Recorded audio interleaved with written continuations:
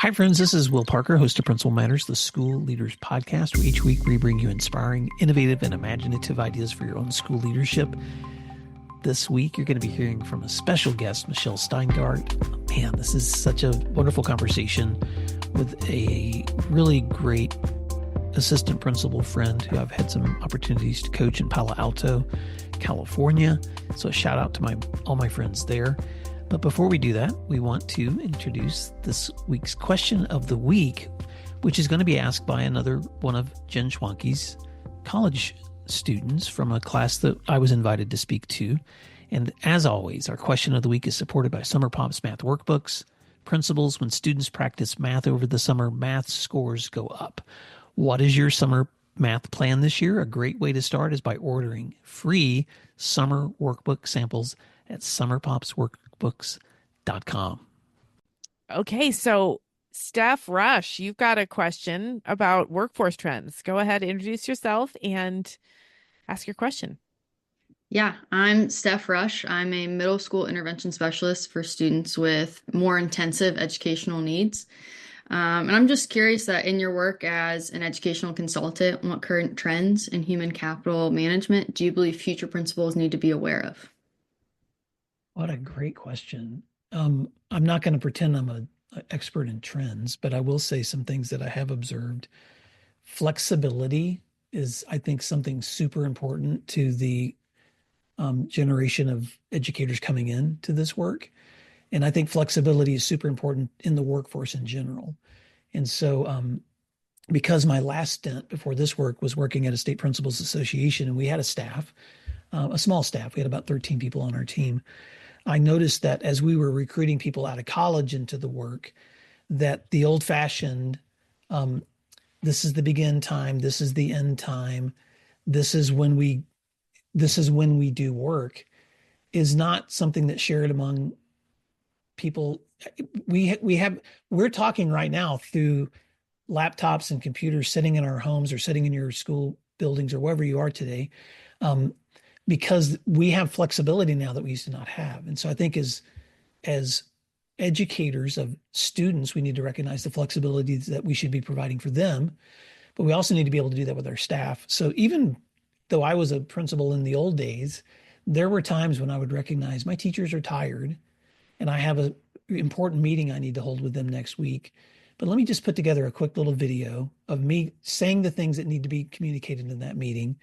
I'm going to send out that link and then ask them to just sign something that said that they viewed it, so that I know that they got that information back. Because the more we can model the kinds of flexibility that we want to experience ourselves, I think the better it is in recognizing. I'm not a generational trends expert, but I do read a lot about the differences between all of the areas, millennials and Gen Zers, and what are we calling the news generation, the alphas.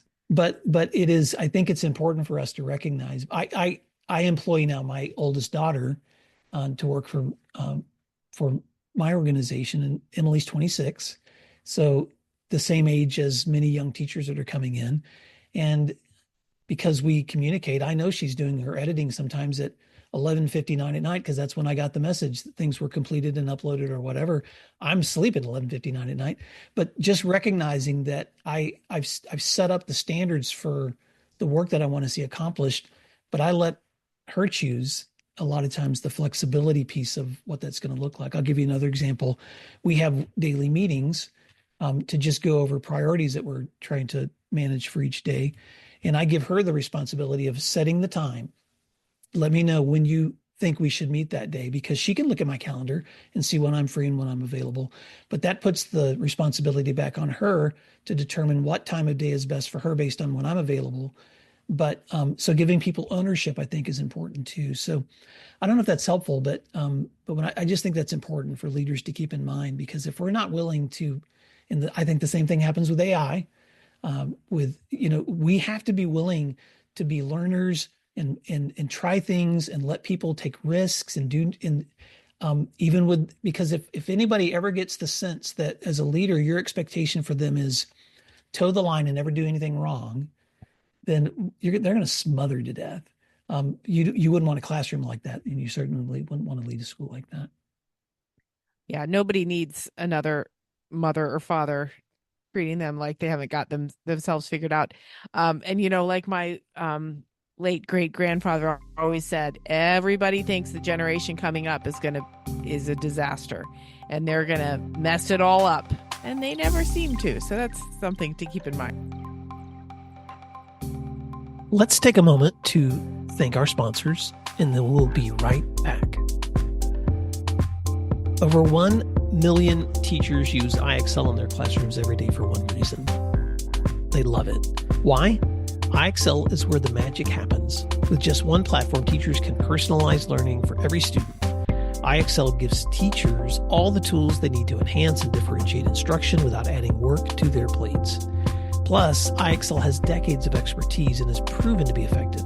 Studies on more than 70,000 schools across 45 states show that those who use IXL outperform others on state tests.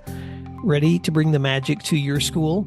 Visit IXL.com/PM to learn more. Hi, everyone. I'm Dr. Jen Schwanke, and I am here to tell you about a summer masterclass that will be held on June 3rd at 11 a.m. Eastern Standard Time that focuses on managing school conflict. Are you tired of school conflict throwing you off track, or wish you could turn those tense moments into opportunities for growth? If so, join our high-impact virtual session designed for principals, aspiring leaders, and teacher leaders. Get ready to ditch the avoidance and embrace the conflict head-on through a deep dive into understanding the types of conflict, mastering an anticipate, analyze, and act cycle, tackling common school conflicts, empowering others, and even confronting your own role in conflict. This session will be a dynamic, interactive experience providing practical tips you can use today. So transform your school culture and become a conflict resolution powerhouse. Register at williamdparker.com/guide and join me on June 3rd at 11 a.m. Eastern Standard Time. And we will dive into some conflict. Thanks, everyone, and I hope to see you there. You're listening to Principal Matters, the School Leaders Podcast. Principal Matters Podcast, episode 450. Hi, friends. This is Will Parker, host of Principal Matters, the School Leaders Podcast, where each week we bring you inspiring, innovative, and imaginative ideas for your own school leadership. This week, we're going to be talking about instructional excellence with my special guest, Michelle Steingart. Michelle Steingart is a dynamic student-focused education leader with over 20 years of experience in secondary education, including roles as assistant principal, teacher leader, and classroom teacher. She has a proven record in fostering instructional excellence, cultivating collaborative relationships, driving school-wide initiatives that enhance academic achievement and equity and student well-being. As assistant principal at Palo Alto High School in Palo Alto, California, she is adept at leading large teams, managing complex programs, aligning operations with a strategic vision for high school success. And in her free time, she enjoys trying to talk with her teenage children and convincing them to spend time with her, reading as well as exercising, running, weightlifting to help keep her sane.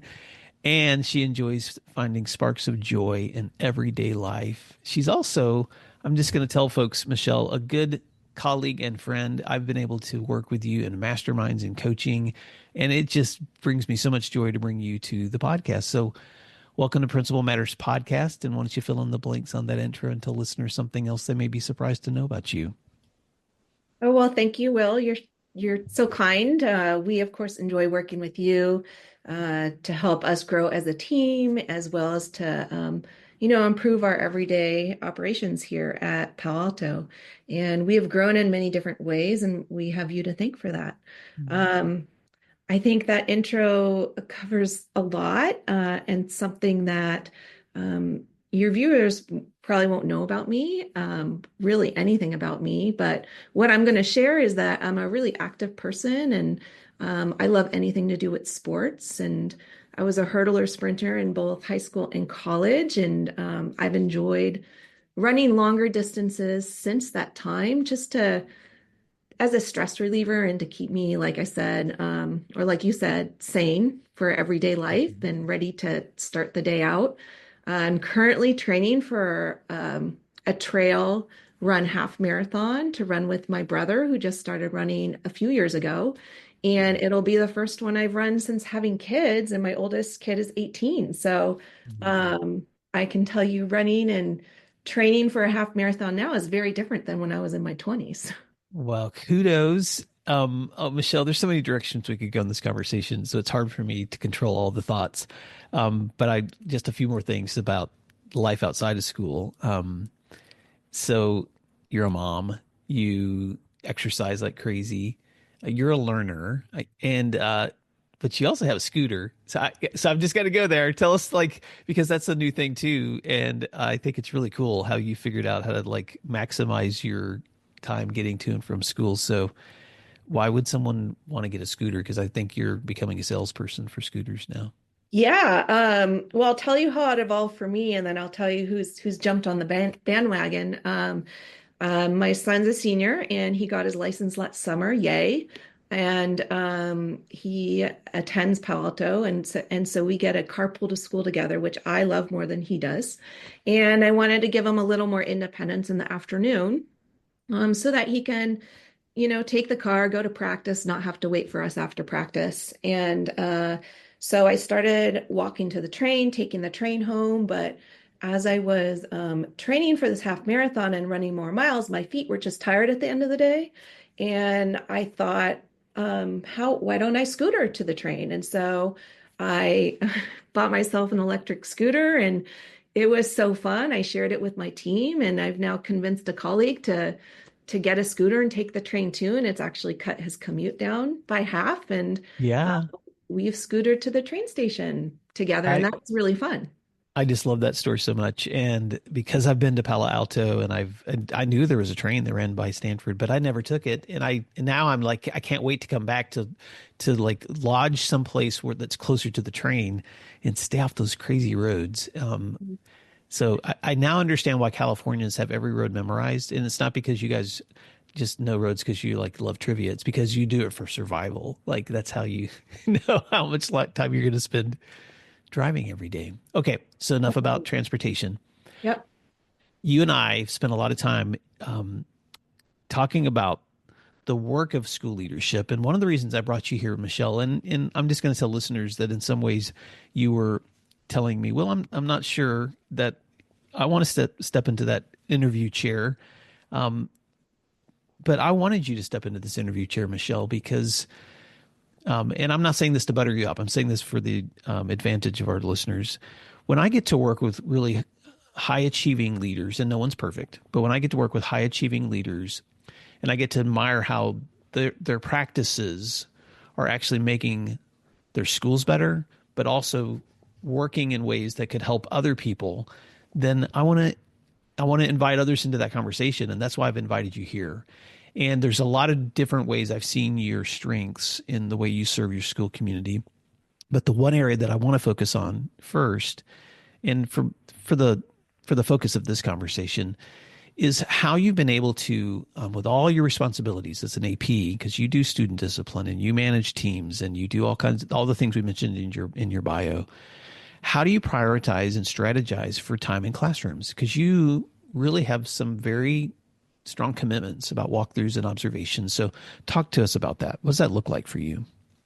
Yeah, absolutely. I think a short answer to it is that, and some advice I have for others is that if it's important to you, schedule it. And I think other leaders and administrators can probably relate to their calendar filling up with meetings from other people pretty fast. And you could be in meetings from the time you step foot on campus to the time you leave, and sometimes even after that, depending on your responsibilities and what's going on in your district and school. And so what I find is by really blocking out time on my calendar to go out and visit classrooms, it makes it important, and it makes it something that other people don't schedule over because they see it's on there. So that's kind of a short answer to it. But then the longer answer to it is, so then what? It's on your calendar. You have all this other work to do. How do you continue to prioritize it? And it's one of those habits that you just got to form. If it's important for you to get in the classroom, making it a habit is going to be your first step. And for me, I have a background before coming into administration. I developed myself as a teacher coach for many years, and it's actually a direction I didn't expect going in, even though I probably should have, looking at my love for coaching, like coaching sports in the past, and working with my peers and helping them grow. But it's a strength that I brought with me into administration is coaching other teachers. And it's a craft that, doesn't just come overnight. It's something that takes a long time to develop. I'm still developing it. And it takes a lot of focus to help teachers develop their craft in a way that they're going to be most effective for their students. Mm-hmm. Going into classrooms for me is a way for me to build trust, not only with teachers and staff, but also with students. I'm not going into classrooms with the viewpoint of trying to catch teachers doing something wrong. I go into classrooms to build an understanding of that teacher's class environment, that teacher's craft. I love catching teachers doing great things. And luckily I work in a school in which that happens every day, and it happens every time I'm going into the classroom. But that trust building is a big one for me, and being visible in classrooms is part of building that trust with our staff and our teachers. Hmm. So I want to pause for a moment and come back to something you said earlier, because you've already dropped so many golden nuggets here that your calendar will be full. I mean, it will be full. Someone is going to want to see you, going to want to talk to you. So blocking out that time in advance is so important to you. Your development as a coach of teachers, your commitments to being in classrooms to build the kinds of trust you need to be able to leverage that. But I was recently in a meeting, Michelle, with a room full of assistant principals, and they're all very committed, passionate leaders. And the topic of time management came up, and I made the comment that as a leader, it's really important that you're thinking. And at the time that I was talking to this group, this was spring semester. And so I was saying, it's really important for you to begin to think about next year now. You should be planning out all of next year, including trying to prioritize the times you're going to be in classrooms. And they just burst out laughing. And I could just see like some of them just like, are you serious? So I paused and just said, okay, let's back up and talk about why I said that. And so I just want to bring that comment to you, Michelle, because I know what works for Will may not work for everyone, but what does that look like for you in practice of how do you block that time out so that you can actually prioritize being where you want to be? That's a great question. And everyone's going to have to find their own way. Like you said, it's going to look different for every person. For me, there's a few different ways I've tried it, and I'm even this year, and we may get to that in this conversation. I've tweaked a number of the ways that I've gotten into the classroom just to find something that works best for me and the teachers, right? But let me back up to your question. In June, the year before the school year starts, I start working on my calendar. And so we get out at the end of May, start of June. We start up again early August. And so before I go on summer break, I put all the check-ins that I like to get in with the various hats I wear, places on campus I oversee, whether it's attendance or technology. I'm a liaison for a few of the different departments. So I'm kind of blocking all my time on my calendar to have check-ins with these individuals. And I'm also blocking out time I want to be in classrooms. And it's evolved for me blocking out entire 90-minute periods to be going through classrooms, to paring that down into this year. I'm trying more smaller chunks So I might have on my calendar, I'll have 3 to 4 10 to 15 minute intervals in which I'm going into classrooms every day. And that's worked out really. I've always used the time and committed to using the time that I block out on my calendar. But I am liking this year those chunks of time going constantly throughout the day into classrooms, a little better than the 90-minute blocks of full time. Well, I'm glad you said that, and it's going to look different for everyone. But I'm just going to I'm coming back to this because I think that sometimes in the moment we want to be in the places that we believe are going to be the place where we can make the most difference in classrooms.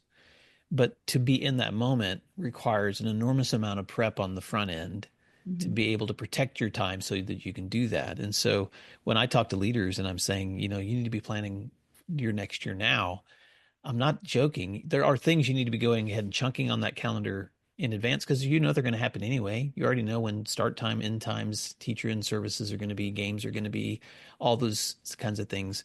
But I love it that you added there the blocking times where you want to check in with the groups that you know are the most important for you to be connecting with, whether that's your PLCs or student groups or leadership groups or departments, but then blocking out that time that you want to be in classrooms in advance, even if you don't have all the details worked out, so that you can begin protecting it.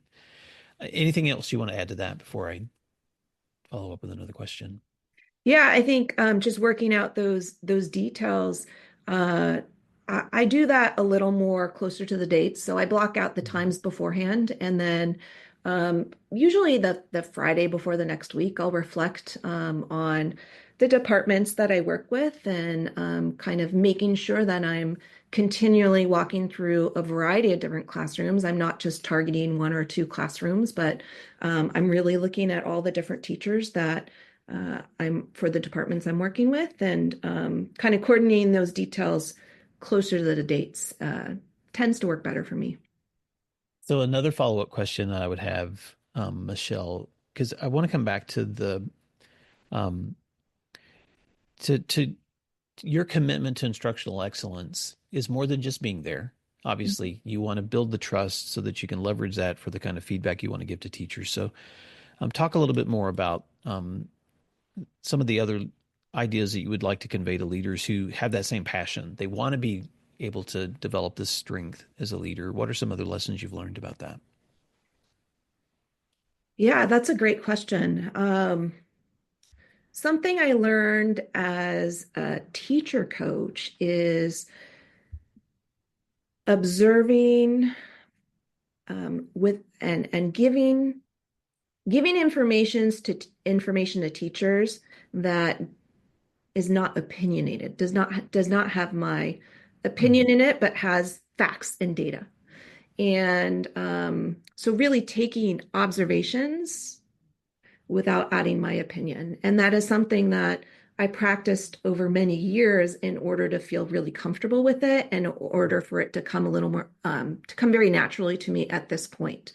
What I have found about providing that that specific data and feedback about what I see happening, I find that teachers don't always notice all the things happening in the classroom that you might notice.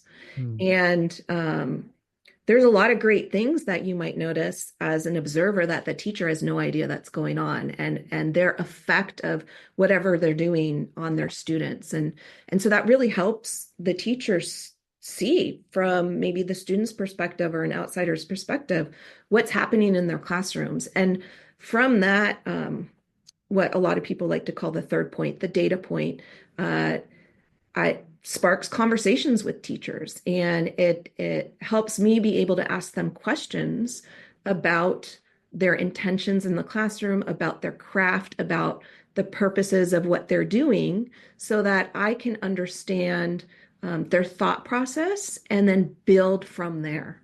mm. And so coaching for me is having these conversations with staff members, to build my understanding around what's happening, but also to ask them questions to help push their thinking about, is that what you were hoping to see? Are those the results you were expecting? And if they're not, okay, what would you want to do differently to get different results? And so it's Wow. sparking those conversations, it's building that trust, it's helping the teachers build their craft to best uh, help students and their learning. I love that. And I know that when that's you could give a lot of examples, I'm sure, of trying to give someone feedback based on facts, not opinion, so that you can then go deeper and talk about the intentions, their craft, the thought processes that go into their practices. Can you think of one example, Michelle? If you're stepping in a classroom and you're trying to think about how do I give that feedback that doesn't come across as opinion, but actually comes across in terms of like, this is just a factual observation. Well, can you give an example of what that might sound like? Sure. When I go into classrooms, I will always write down what I see happening. From there, really depending on the relationship I've built with the teacher, um, I might give some praise of, oh, I really I saw the students really understood what was going on when this happened, and nice job, good setup. And some teachers I have a relationship with that I can ask a little harder, deeper question to them based on the data I see to help them think about next steps and how it came off. But usually I try to have follow-up conversations in person. Mm. I think they happen a little more organically.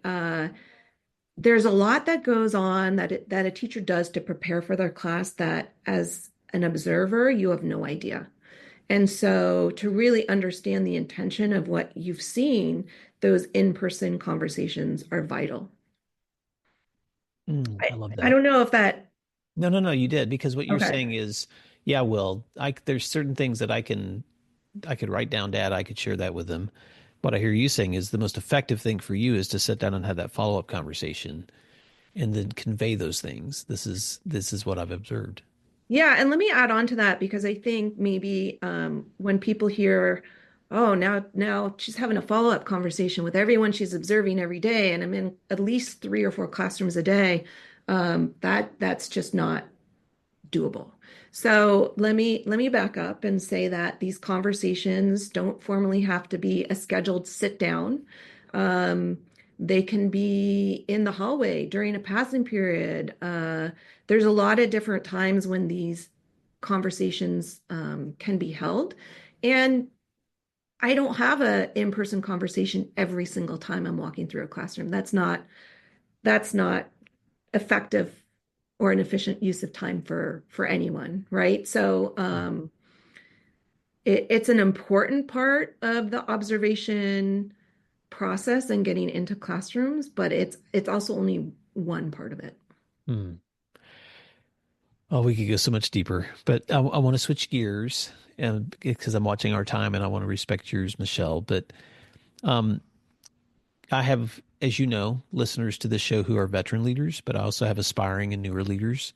And so you are an experienced leader and you've done this work for a long time and you're doing it effectively. And I've had the joy of walking your school and seeing the benefits of your leadership and the collective leadership of your admin team with your teachers and students. If you could talk to a newer leader that's getting ready to step into something, perhaps for them, it's going to be a new adventure. What are some things you would want them to just keep in mind as they're holding on to that desire to be an instructional leader, but also knowing they're going to be managing lots of things? So, what advice would you give, Michelle? Yeah, so that I would say the first thing I'd recommend, advice I'd give is to listen to build understanding and empathy so that you can build trust with the community. Mm. And just personally speaking, my first year was during the pandemic when the only people on campus were um, the 5 administrators. And in learning a new position and trying to understand the departments for which I support and all the details, that was really hard. And it was really hard to build trust remotely. And I reflect back on the year, sometimes wondering how we all got through it. But it took me probably a lot longer to build trust with the with everyone than it would have had we been all in person. And that kind of brings me to my next um, suggestion is to be visible. And there's so many ways to be visible. We tend to rely so much on email right now. I mean, for new leaders, your email accounts are going to blow up, and that's another thing you're going to have to figure out how to manage. And everyone manages a little differently, but you don't always have to email people back. There's sometimes people email you with real quick questions, and I find it really effective. And another way to continue to build trust is just to go to that person on campus and answer the question in person. And people sometimes are really surprised that you're coming out and just, touching base with them or picking up the phone to call. If you notice a parent or student or staff member are feeling really emotional in an email, picking up that phone to call goes a long way. Being out there during passing periods and walking around campus and just being visible is incredibly important. Another hard thing to do when you have so many meetings and a lot of things on your plate, but really important. And my last one is, and something that may be a little out of your control, but something important to keep an eye on is um, finding a team to work with uh, in which you support each other and that you can trust. I have been incredibly fortunate to be part of a, a great team that I trust, and we support each other. We can count on each other. And I know that's not the case everywhere. And that for me, those are three things to keep in mind as a new leader. Wow, those are so good. Listening to understand and build that empathy for building trust, staying visible and present, and responding to people often in person, not always having to shoot that email, and building that team of trust because you always lead better together. I I want to ask you this question too, Michelle, and that is, you're a veteran educator, and so you've also been through all of us have been through the seasons where sometimes some years are better and some years are harder. But what would you say to that veteran leader who's listening and ways to stay motivated in this work for the long haul? Because you've had to find ways, I'm sure, to tap into that reservoir to stay present and purposeful in this work. Absolutely. Yeah. The cycles for new teachers and veteran leaders are real, and they are cyclical. I personally strongly believe in taking care of oneself. And this looks different for everyone. For me, as I shared at the start, it includes exercise in the morning, putting my phone on silent early evening. My phone does not live in my bedroom. And there's a number of other little small things that I do in order to take care of myself.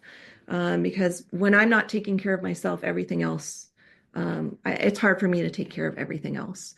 And another thing um, that I do is reminding myself of my larger goal.